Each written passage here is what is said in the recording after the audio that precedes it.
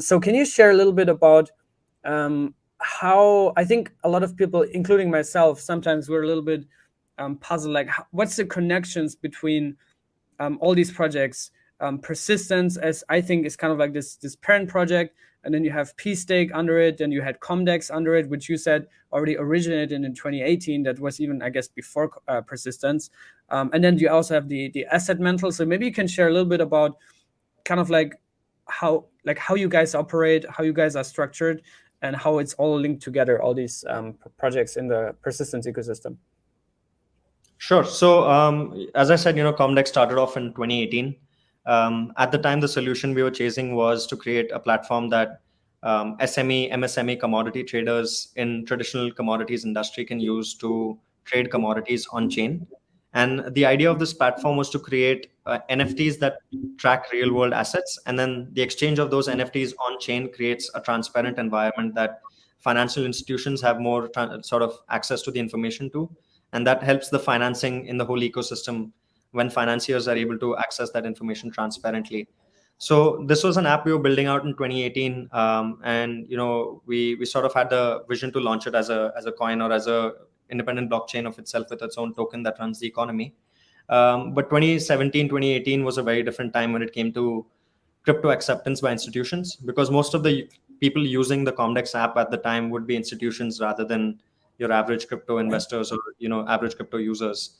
So with institutions not willing to adopt to such a technology so early in the cycle back in 2018, we realized that what we need to make of COMDEX is the application or the interface that enables commodity traders to do their actions on chain, which is to track the ownership of the assets and exchange these assets on chain. But at the same time, we realized that the chain that's been built is a chain in itself that can serve multiple purposes outside of just running the COMDEX application, because that was an enterprise grade a chain that's capable of tokenizing real world assets and maintaining a ledger of its ownership on chain. And the understanding at that point was this is something of value that can be applied across multiple places. It shouldn't be restricted to the commodity industry alone and shouldn't be restricted to COMDEX as an app alone. So at that time is when the development teams, of COMDEX and the chain at that time decided that the chain in itself, which is now Persistence, is a chain which contains modules that can be used to spin up multiple applications like COMDEX, and that's how Persistence happened. And now with COMDEX, the enterprise app that we built still exists. It's currently seen over $150 million worth of trade workflows, volume flow through it. We've done integrations with Western Union for payments. We've done integration with Wallex, which is another payment service provider in Singapore. We've done integrations with Refinitiv for KYC AMLs. So the application is running now, and it still uses the same modules which make up Persistence SDK today. But what we're doing going forward now is to tackle the same problem that we started off with, which is to solve the financing problem in this industry. We want to create multiple solutions that are able to tap into liquidity from different ecosystems and create sort of a seamless exchange of this liquidity across ecosystems. So in order to do that, now COMDEX has created its own sovereign chain, which contains these modules for CDP, for creation of synthetic assets, and having an AMM where these assets can be exchanged with one another. So this chain will now support sort of interoperably multiple applications like ShiftFi, where debt can be financed, where like COMDEX synthetic apps, where crypto traders can take exposure in gold, silver, crude oil. The enterprise trading app is still on the Persistence chain, but will soon be migrated onto this chain so that it's able to interoperably work with all of these solutions that we have.